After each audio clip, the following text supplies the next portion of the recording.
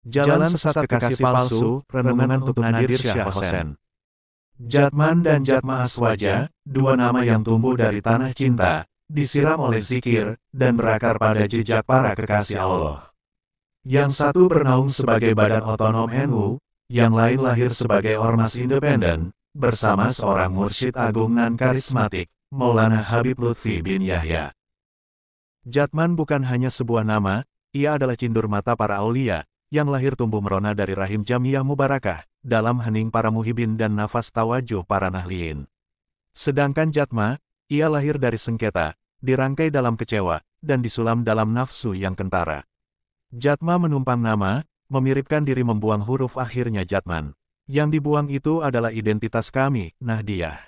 Angkara yang selama ini dipendam, dihias, dengan jubah dan kepura-puraan kini terkuak. Ia adalah sebuah kasiful astar, pembuka tirai kekasih palsu, mungkin juga mursyid palsu, atau sanad palsu, terlebih nasab palsu, kemudian sejarah palsu dan makam palsu. Sayangnya, sebagian kita memaknainya sebagai perpecahan, bukan perbedaan jalan.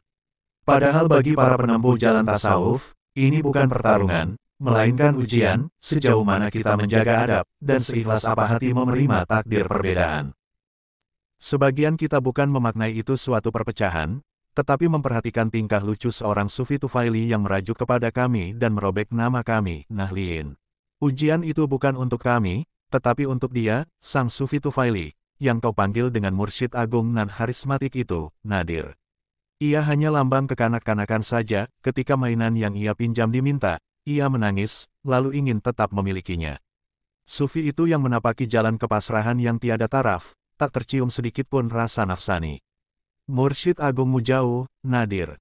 Pejamkan matamu, sunyikan jiwamu, telusuri sirah para aulia dalam relung-relung pengetahuan dalam jiwamu.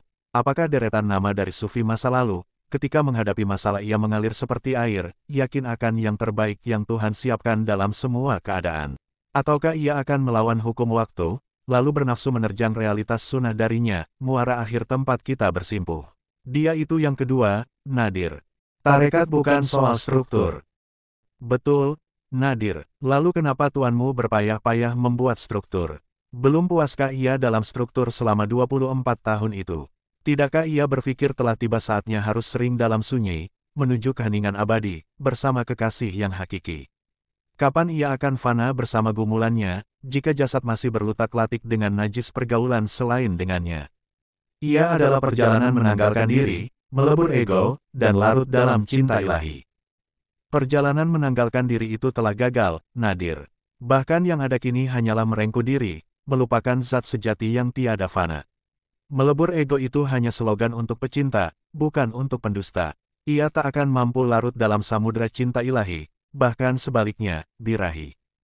Para mursyid sejati tak berebut mimbar, tak menggenggam kue jabatan, mereka berjalan dalam diam, memberi cahaya tanpa menyilaukan. Itu hanya mursyid yang ada dalam kitab Awariful Marif, bukan untuk mursyid yang ada di panggung deklarasi.